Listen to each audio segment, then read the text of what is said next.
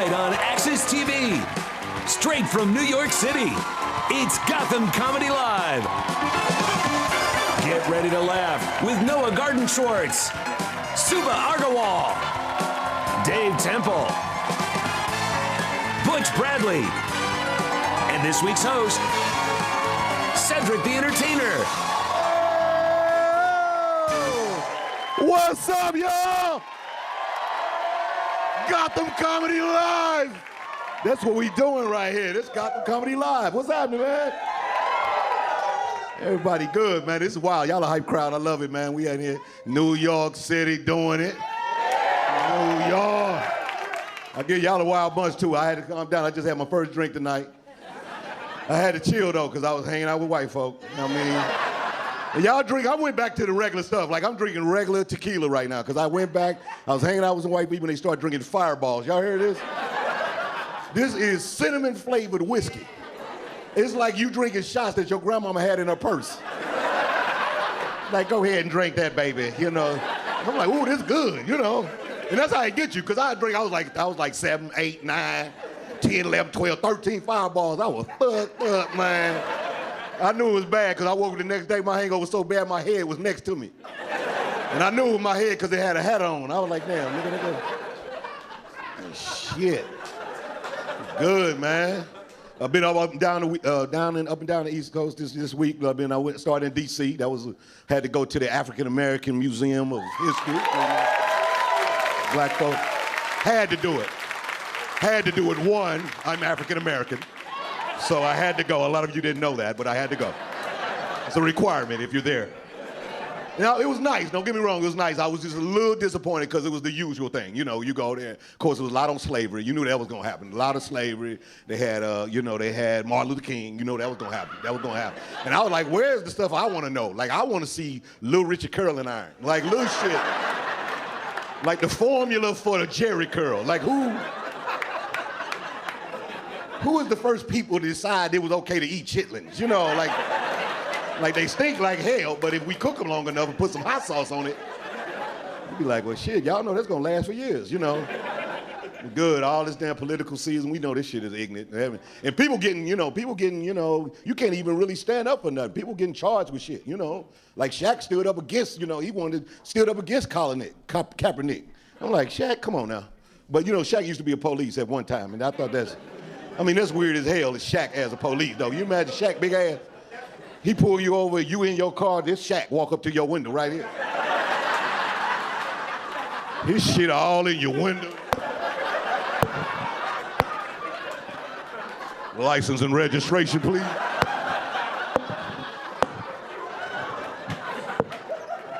Like, man, would you go on with that bullshit, Officer Shaq, man? You try to pull off this thing like, hey, slow down now. Come on now. Watch your goddamn speed. Officer Shaq, big ass. That's what I like, because the holidays coming up, and that's what I was tripping off, like what I'm gonna, like, I love Halloween. That's one of my favorite holidays. I don't know what I'm gonna dress up as. You a Halloween person over there?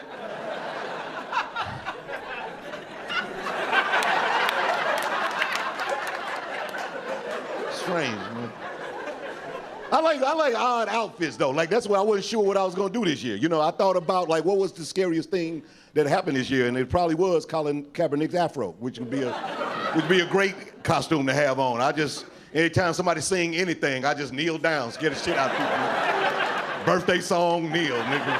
Rihanna work, nigga, I'm kneeling. Nigga, the J.G. Wentworth song, nigga, I'm kneeling, nigga. Scare the shit out of people. I know my favorite one was, though, like 2 years ago, remember the housing crisis? That was my favorite costume, because that was my one right there. It was the housing crisis, everybody was going through foreclosure. I dressed up as a foreclosure sign. And just be standing in people's yard when they come back from trick-or-treating. The lady walk, oh, Jesus, Lord. I'm sorry, ma'am, it's just a costume, it's fine. Scare the shit out of people. You know it. This political season been ignorant as hell, though. I know we all tired. I mean, God bless. God bless. You know Bernie Sanders just quit. He like an old man for real. You goddamn it, I ain't out. You out, goddamn it, I ain't out. Like, Bernie, you been out or you quit. Bernie, I mean, God bless him. I know everybody was rooting for him, you know what I'm saying? But, just a little too old to be running for president, in my opinion. I mean, what? Bernie Sanders, 78, 79? Come on now. You know, he should think of something a little more age appropriate. Like he should consider running for Pope or something like that, you know. Head of the usher board or something like that, you know. This motherfucker on his second AARP card right now. That's like the trip, man. It's too much. I stopped trusting politicians a long time ago because I live in California. And soon as they made Schwarzenegger the governor, I was like, okay. Don't nobody know what they doing now. This is obvious. Especially when he had a little baby by the maid. I couldn't believe, you know, everybody was like, oh, I can't believe that. I'm like, y'all wasn't suspicious? Wasn't nobody suspicious of that little strong-ass little baby walking around? I mean, ain't no damn way no baby supposed to be moving his own crib and shit, just sliding it. I put it in front of the TV, mama, so I could see. Baby got his own car seat. I got it, mama, don't worry about it.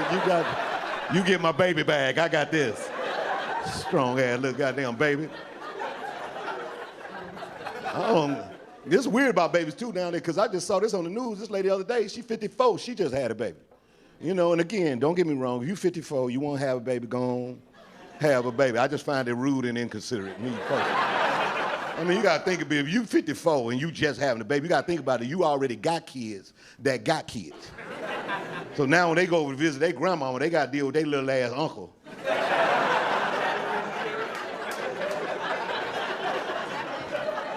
Some of y'all got families like that, don't you? I'm sorry. It ain't personal. I wasn't trying to.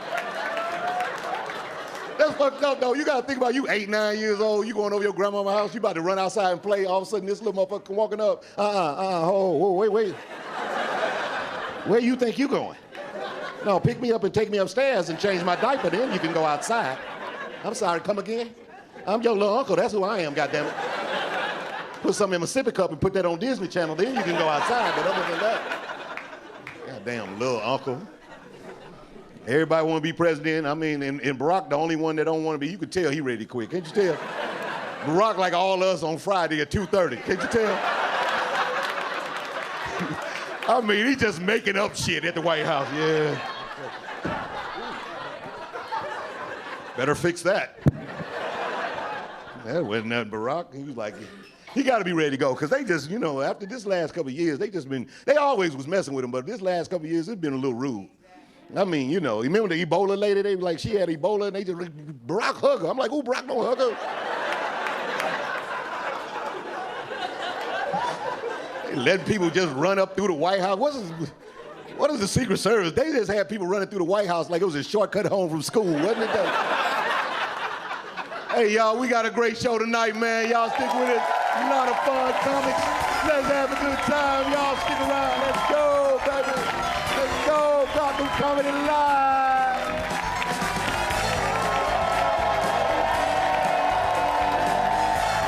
Live from the Gotham Comedy Club in New York City, Noah Garden Schwartz is taking the stage when we return.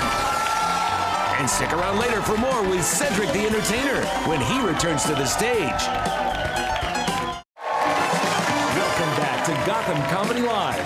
More great stand-up coming your way starting right now. Yeah. Y'all seen him on Comedy Central. Show some love for Noah Garden Schwartz. Let him in.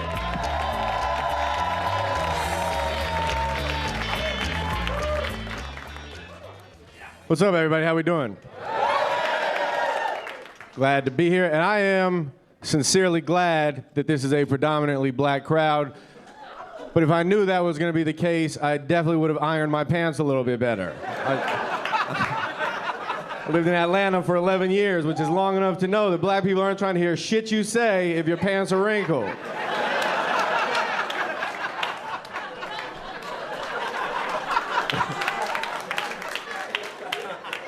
I wanted to look good for the show, though. So earlier in the week, I went out and got a new beard trimmer. And that's exciting, because that means that my old beard trimmer is now my new ball hair trimmer. And my old ball hair trimmer is now my friend Kyle's new beard trimmer.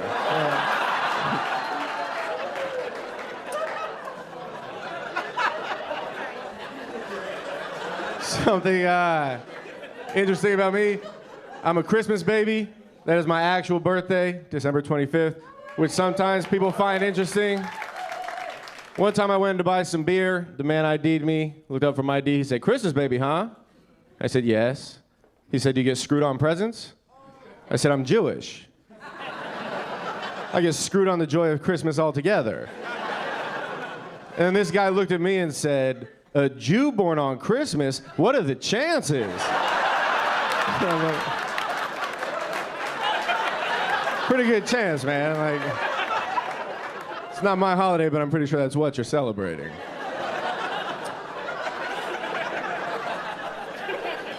So I've been living in New York for a little bit more than 3 years now.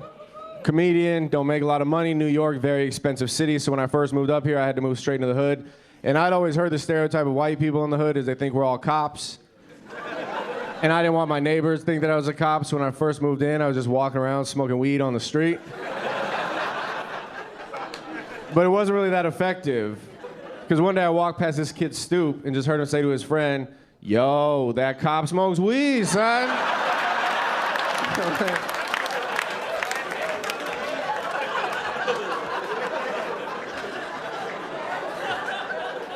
I love my neighborhood, though. See all kinds of interesting stuff. A few weeks ago, I was walking through my neighborhood. I saw a man walking his dog off the leash. It was a pit bull, and he was yelling at his dog to come back, and the dog wasn't listening. So finally, he got frustrated, and he yelled out, "Get your ass back here before I turn you into a mink coat." And I was like, I don't think this guy knows what mink coats are made out of. Like, so he just walk around Brooklyn looking at all the stray cats like, "Ooh, that's gonna be a nice motherfucking chinchilla. I'm gonna kill a subway rat, make a snakeskin belt." I'm like, that's not the way animals work, sir. I still live in the same neighborhood, but I actually got a new apartment. I got a new place because I moved in with my girlfriend, which was a big step. In doing so, we had to take the prerequisite couple shopping trip to IKEA, go and get everything for our place. We were putting everything together, had IKEA parts all over the floor. One of my friends came over, saw everything on the floor. He asked us what we were building. My girlfriend said, "Our lives together." At literally the exact same time as I said, "Shelves." So, and I started building the couch I've been sleeping on. Since I travel a lot for comedy, when I am home, though, I try to keep the romance alive by having date night once a week. One of the last date nights that I took her to was one of those wine and paint places where you can bring your own bottle of wine, sip it while the instructor teaches the whole class how to paint. When we went, the entire class was made up of couples where the women were very excited to be there and the men were very clearly dragged there. But after about an hour of drinking wine, the women completely stopped caring about the painting, and the men got super serious about the painting. Like, the women were all drunk behind their boyfriends with the wine, just like, woo! We're all like, "Bitch, I'm trying to contour." You think impressionism just happens? Look at that fucking sunset. I'm working my ass off over here. I knew it was a good date, though. I knew my girlfriend appreciated it because on the ride home, she offered me Roadhead. And if I'm being honest, I think Roadhead is very, very overrated. Like, it's much more for the ego than the actual penis. Like, mentally, it's cool to know that someone is willing to do that for you, but it doesn't actually make the blowjob feel any better. Like, I've never been getting my dick sucked and thought to myself, you know what make this better right now? Responsibility. If only I was in charge of like 2 human lives and 3,000 pounds of machinery, I'd come so fucking hard.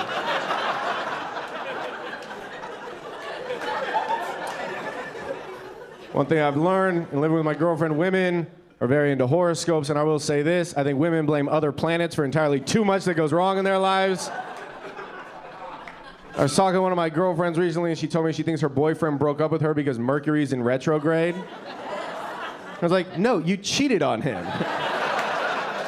Has nothing to do with Aquarius rising in the house of Leo. You blew his roommate Leo. I will say this about relationships, though. If you meet somebody that you're sexually compatible with, if you meet someone that pleases you sexually and you can please them sexually, chalk that up as a win, quit while you're ahead, okay? Because the first time me and my girlfriend had sex, it was amazing. And afterwards, she was like, wow, that was great. It's been so long since I came. I should have quit while I was ahead. But my male ego needed a little bit more stroking, so I was stupid enough to investigate. And I was like, why has it been so long since you came? And she said, well, actually, my ex-boyfriend's penis was too big and it hurt.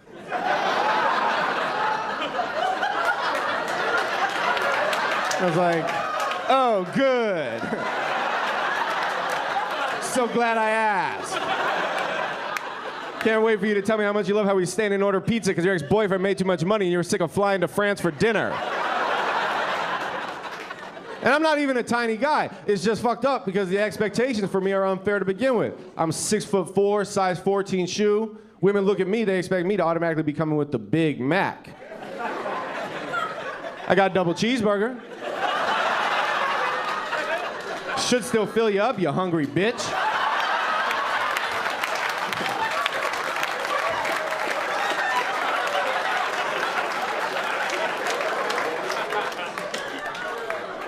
Oh, again, getting back to my neighborhood. A couple months ago, I was walking around and I met a man who had the worst tattoo I've ever seen. He had a tattoo on his forearm of a champagne bottle. Inside the champagne bottle, he had the letters M-O-E-T, spelling out Moet, even included the umlaut, 2 little dots over the E. And I said to him, wow, you're really passionate about that champagne. And he goes, nah, that stands for money over everything.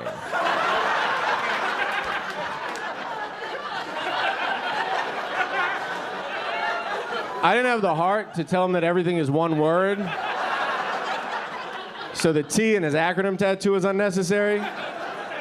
But I do give him credit for including the umlaut, the 2 little dots over the E, because that's what changed it from everything to everything. Hey, that's it. That's been my time. Thank you all so much for coming out.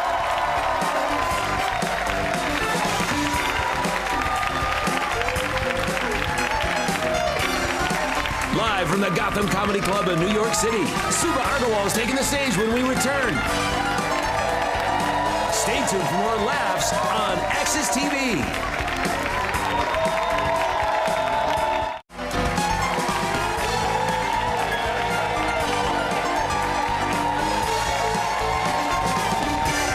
Y'all, from True TV, y'all show some love for Suba Agarwal. Let her hear it.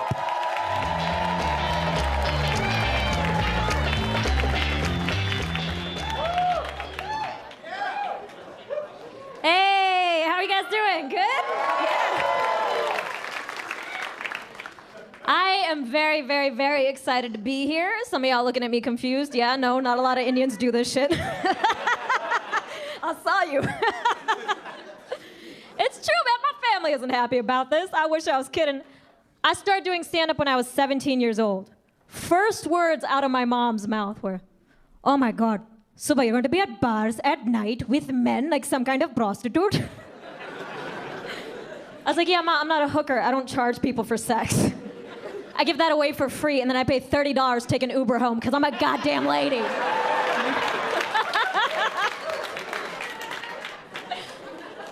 My mom hates that I do this. She's like, this is what you want to do with your life? You want to become a clown? This is what you want to do? Which is typical immigrant shit. Like, any job that isn't doctor is fictional to an immigrant parent. You want to be a clown? Well, I want to be a space cowboy. How about that? It's true. And she forbade me from doing stand-up, but I did what all teenagers do, right? I would sneak out the house when she was sleeping. Got away with this for 8 months, which is impressive for an Indian mom. And then one night I came home and she was just sitting there awake, staring at me. And I was like, uh-oh. And before I could even lie, she just went, I know where you've been, clown. And then she did that I'm about to beat your butt motion, right? And all of a sudden she stopped. She went, you know what? I'm so angry, I can't even hit you. And it broke my heart. I was like, oh my God, you mean my entire childhood this was an option? Are you kidding me? My entire childhood, I could have pissed you off past the point of a beating? Are you serious? Every time she was like, a D+. I'm like, wait, I'm doing drugs. Oh my God, I'm so angry. Can't hit you. I feel.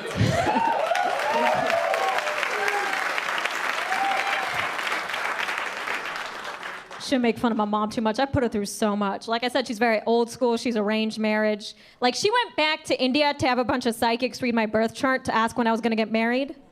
Wish I was lying. The psychics just told her I was a hoe. You know how disrespectful that is? Old Indian dude sitting in a mountaintop.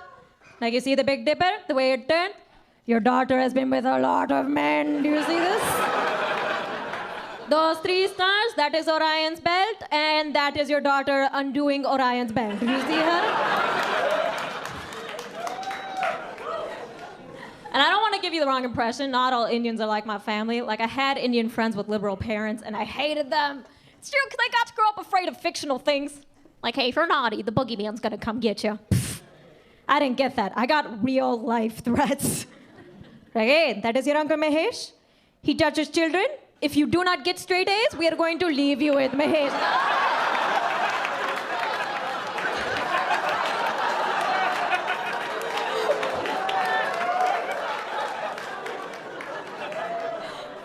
Oh, no. Strict upbringing. But here's the, I'm not entirely different from my family. One thing I took from them was my love of math and science, which is why this news story broke my heart. If you saw it, there was this lady sitting next to this dark-skinned Italian dude who was doing math on a plane. And she got him kicked off the plane because she thought he was a terrorist. I know, and here's the thing. I wasn't even sad she was racist. I was sad that she was so bad at math that she looked at an equation and thought it was terrorism. She's like, look, he's found a way to blow up the plane. It's like, oof, he's finding the circumference. That's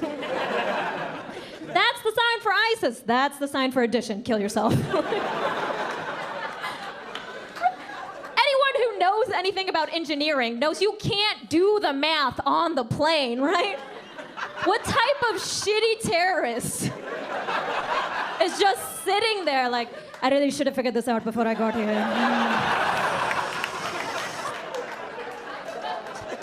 Walking up and down the aisles like, I'm so sorry to bother. Do you have matches? I'm very unprepared. It's true, but you find racism in the weirdest places. You really do. Like, I remember when I first moved to New York, right? Went out to a bar, group of black friends. None of them could get in because there was a sign outside that was like, no fitted caps, no baggy jeans, no Timbs. I'm like, oh, no black people, come on. So annoying. And every time you bring that up, they always say the same thing. They're like, oh no, we're just trying to keep out the trash. And I was like, fine, but then you also need a sign for white trash. Like, no wearing shorts during the wintertime.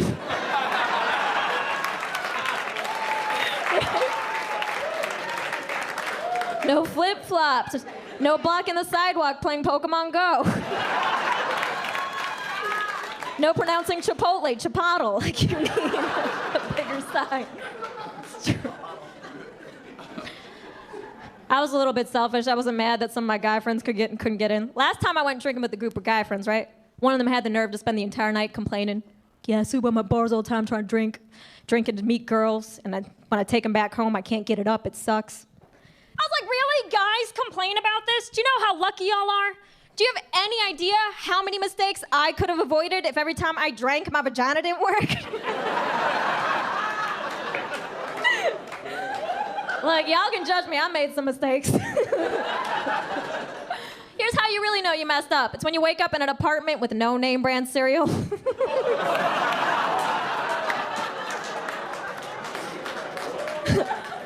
I'm looking at his cabinets like, oh my God, he doesn't have Fruit Loops, he has Fruit Circles. There's no way those condoms were name brand. I was like, hey, were those Trojans? He's like, no, Spartans. Oh, good.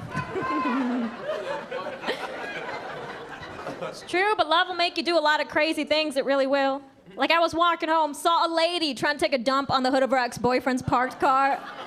I know! She was just sitting there, like, screw you, Jason. I'm gonna make you regret leaving me. I was like, really, girl, really? Do you think he regrets that? Do you think he's sitting in his apartment, looking at you taking a dump, going, man, that's the one that got away?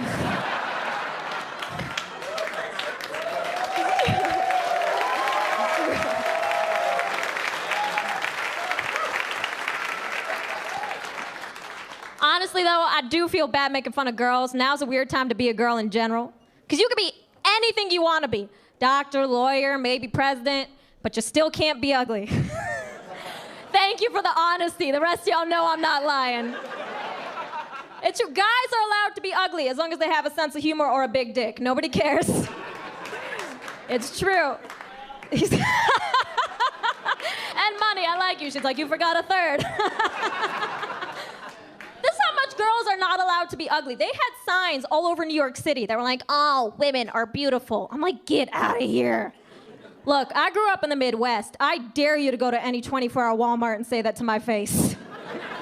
You're gonna see the type of ugly that spooks horses. I dare you. It's true, I just bring this up because it's a double standard. That's why I can't stand TMZ, right? It's always the ugliest dudes shitting on the hottest chicks. It's true, I saw a dude with no chin making fun of Keira Knightley. Like, she doesn't have any boobs. I'm like, buddy, your face doesn't have an ending. Are you serious? I can't even tell if you have a face or if your neck has a hairline. Stop it. It's such a double standard. But you guys, you've been a lot of fun. That's my time with you. Thank you guys so much.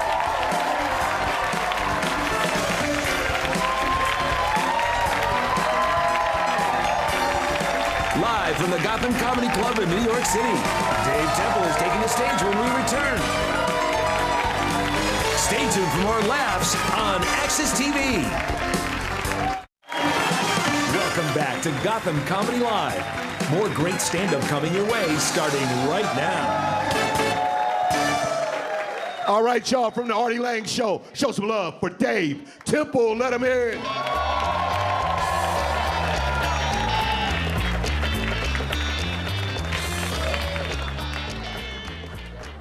What's up, y'all?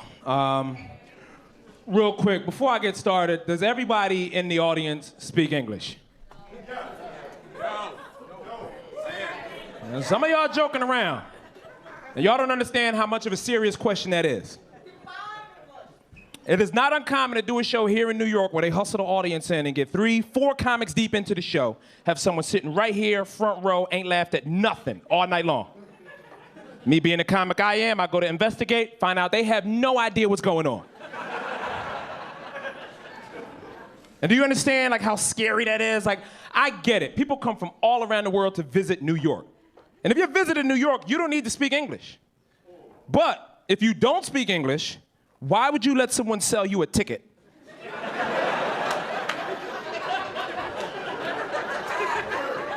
Then you just come and sit in a dark room and you just wait for something to happen, right? Do you understand how dangerous that is?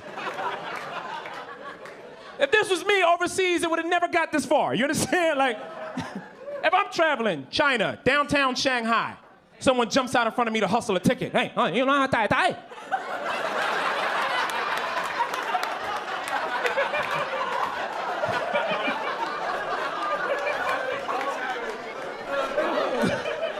I'm gonna sit there, okay, yeah, I'll tie.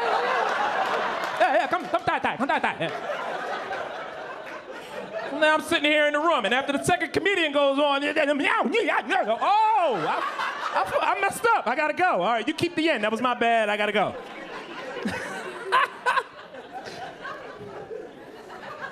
It sounded like official Chinese, didn't it? Yeah, you know, tie.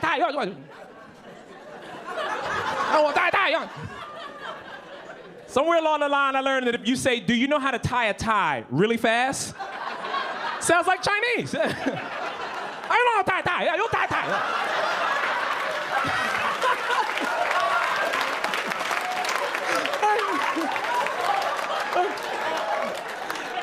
As long as you add like eyebrows and grunts towards the end, it gets more official. Hey, you know tie. Yeah, you tie. Get some emotion behind it.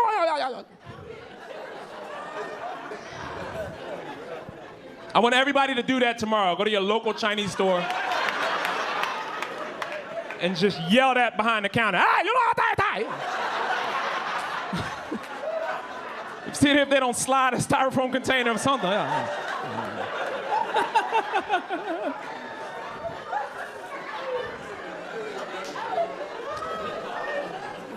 I'm an implant to New York. Came here a couple years ago from Philly. Thank you. I'm still adjusting though, man. Like, it's hard. It's a hard city to get used to because there's things that are always going to fascinate you and things that just always take you by surprise. Like, I've been here 4 years. I am still amazed at beggars in the subway. Sitting there riding the train, someone always comes in, pardon me. Pardon the interruption. Anything helps. You know, you've heard the usual spiel. And I can't sit, but like I can't help but wonder, like, how did you get down here? You clearly had $2.75 at some point. What was your game plan? Like you were upstairs, like, oh, I'm at $2.75. I'm going downtown. That's where the big bucks start rolling in. Like, I know I could have ate at 7-Eleven for $2.75, but I believed in myself, and I invested, and I went downstairs.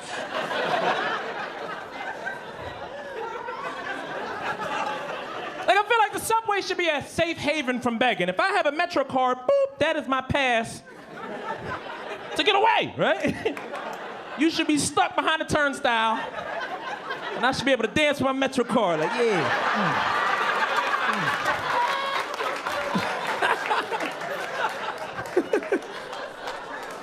I sit there and dance and wave behind the little emergency exit. And I do that, but I've seen how they get in there. Because while I'm sitting there behind the emergency gate, you know, just dancing with my Metro card, and he's stuck there like a zombie, change. Right? And the MTA worker in the booth, he sees this. And he goes, oh, you want to play around? Boop, and he just lets him in. Why would you do that? He's gonna be down here forever. Come right and change.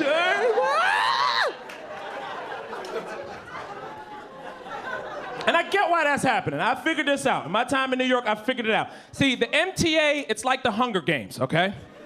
It's this maze of frustration and confusion, and we all have to play. And they want us to kill each other down there. But it's not happening fast enough. So when they're watching on the monitors, they go, send in one of those wolf mutts to liven things up.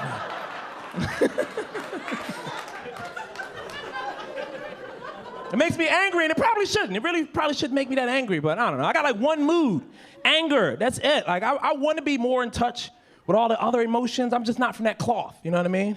Got a lot of these modern men walking around, they're in touch with all their emotions. They know how to put on an infinity scarf and get a big cup of coffee. Let's talk. Let's just hash it out. Let me know how you feel. Maybe we should go to therapy. You want to go to therapy? I love therapy. I'm not cut from that cloth. I don't know how to express all of my emotions. Me, I hold all my emotions in. I drown them with alcohol. And if I really need, you know.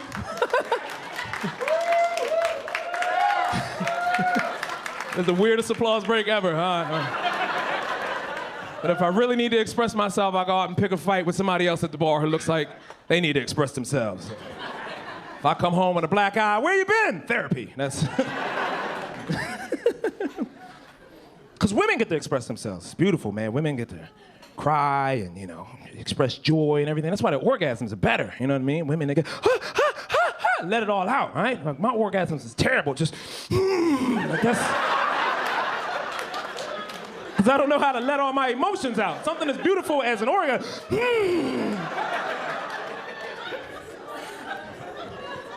Women get to express themselves over everything. You ever see a woman who's greeting her friend that she hasn't seen in a while and they just lose their mind at the door? That is a beautiful thing right there. Women just get, men, you can't do that, right? There's nothing in life you can get that excited about. Last year, right, the Cavs came back, won it in Game 7. No man in this country was like, We all did the same thing, like, yeah, LeBron.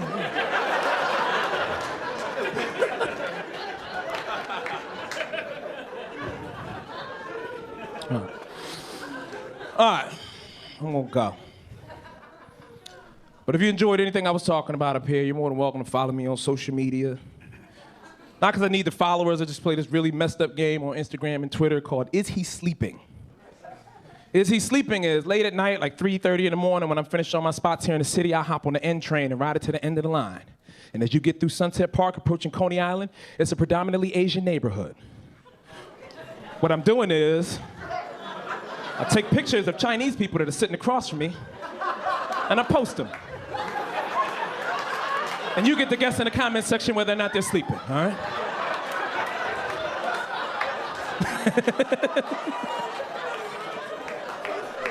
Now this is fun for me because I've divided the audience in half. A lot of you are looking at me like, Jesus Christ, that is racist as hell, right? But some of you are reaching for your phones like, I kind of want to play that game. What's his Instagram handle? It's I'm Dave Temple, people. I'm Dave Temple. That's my time. You guys have been great, Gotham.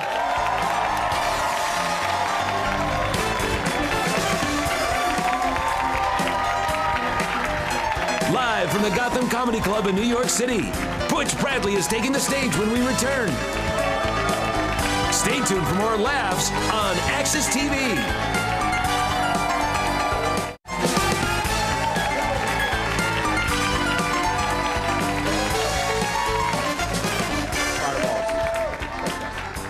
Hey, y'all, from the Late Late Show, let's show some love for Butch Bradley. Let him hear it.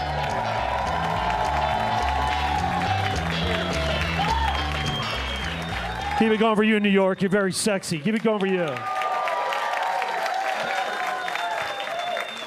Crazy. A lot of shit happening in the world right now. It's good to see all of you together. Very New York of you. People tell me to look out for crazy people. I'm like, that's New York. Right? Like, and now there's a group after us. They're organized. I don't know if you've heard of these people. They're called Is. Yeah, a group of men in the desert in these Halloween outfits all fucking pissed at us. I guess what they don't realize is eventually us finds them.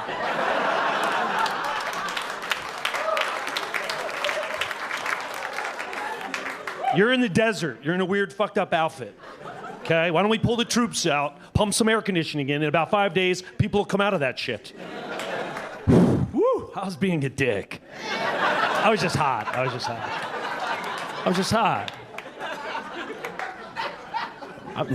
I'm from New Jersey. I've been 9/11 ready since I was a little kid. I was raised by a single mom, so, you know, that preparation of being robbed and mugged starts early. You know, my mom would say crazy things to us, but then she'd do like the friendly mommy head. Don't go near a van. If you see a van, you boys run. Why? You'll just run. I still can't park near a van because in my mind I'm thinking, hey, maybe he has the right puppy. Oh shit, he's got me. I can't sleep in a home with a sliding glass door. Why? Because my mom was like, that's how they're gonna get in. Right here, who? We don't know yet. She'd come in our room in the middle of the night, wake us up. Hey, it sounds like someone's breaking in. You boys go see what it is. I so wish as an adult I would see this guy. Middle of the night, cutting across my lawn, right? Pop like 2 Viagra, take all my clothes off, pull some red lipstick across my face, get to the door before him, open it and be like, I've been fucking waiting for you.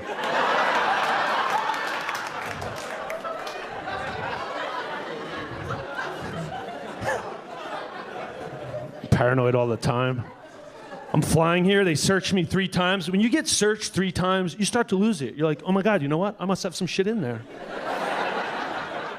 You know what? I don't even want those bags anymore. I'm good, I'll wear what I have on, thank you. Please stop touching me. My bags have zippers. This guy had boxes sealed in duct tape. He was good to go. Really? I'm the only one curious about the box? I've never made a bomb before, but I have a good idea. Duct tape's involved in that. I thought security must have missed this guy, so I put the New Jersey face to work. I was like, oh.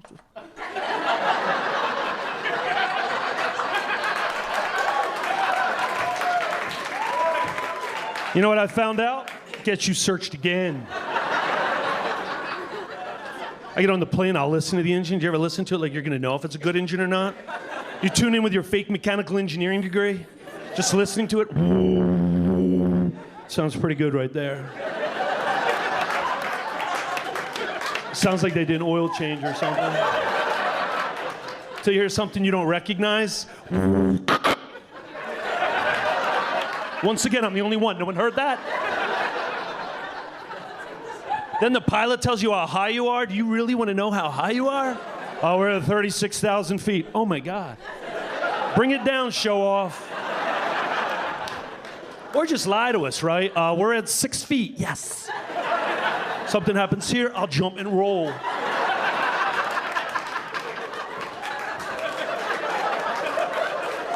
I read the manual. It said, don't worry, there's a life jacket under your ass. Huh, oh, really? Well, that'd be Jim Dandy if we were in a boat. Every time I see a plane go down, there's always an ocean full of people bobbing. Woo-hoo-hoo! Splash, splash. Marco Polo. What's the oxygen for? Who was the evil genius that thought as we were diving towards the face of the earth, we wanted to be awake? If some shit happens in here, knock me out. Pump some nitrous in here. Send me out high. Faster. Get to heaven. High five God. I believe in God. That's why I think suicide bombers are gullible.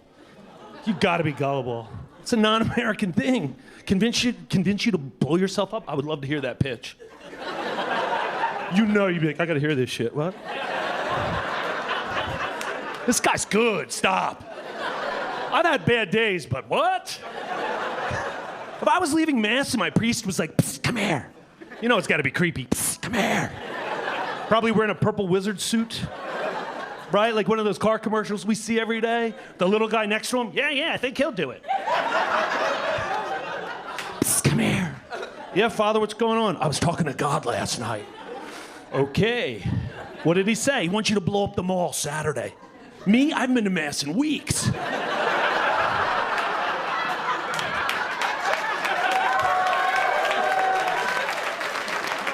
How does he want me to do it?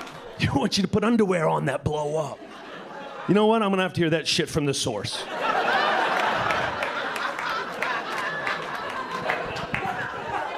Catholic. If you've never been to a Catholic mass, you should come watch us. We have no idea what's going on.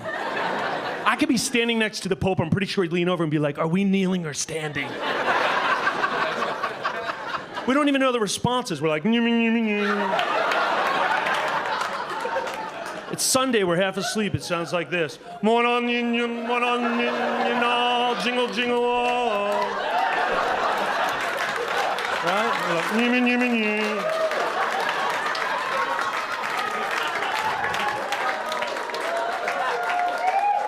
I had to go to a christening with my family, you know, where they bless the little one. It's just me and my family. I'm like, look, we're in a lot of trouble here. I know their church resume. I'm like, we don't know what the... All right, we get in there, the priest is on the little one's like, my brother was like, we'll have another beer over here. Little Irish guy, Sean Patrick, he was born 6 pounds, 12 ounces, and his blood alcohol was 0.08.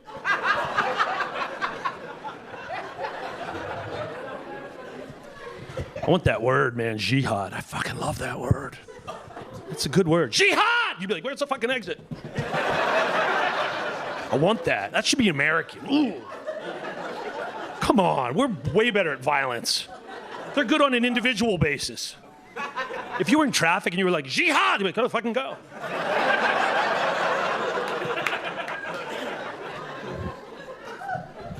I don't like kid ghosts. I can watch a scary movie. I just don't like to see a little dude run by. Like I saw The Grudge, little Asian dude, like that big. He goes, I went, movie off.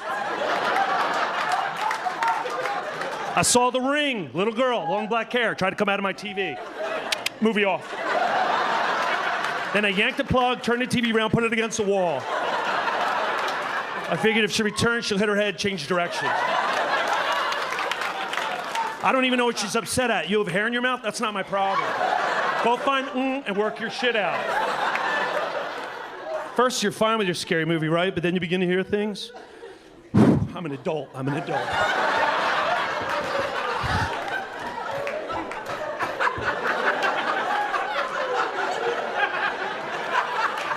Did you ever hear a noise? You won't go there, you pause it. You only stretch toward it.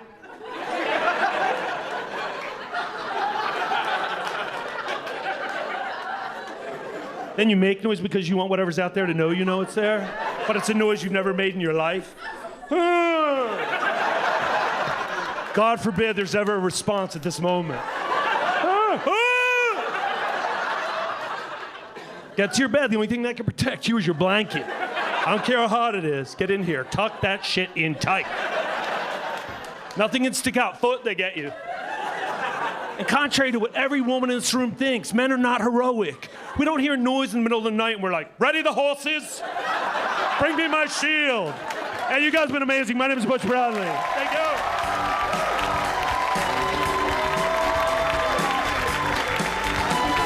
Live from the Gotham Comedy Club in New York City, Cedric the Entertainer is taking the stage when we return. Stay tuned for more laughs on Access TV. Hey, y'all give it up. What up, y'all? We have a good time here tonight. Shots.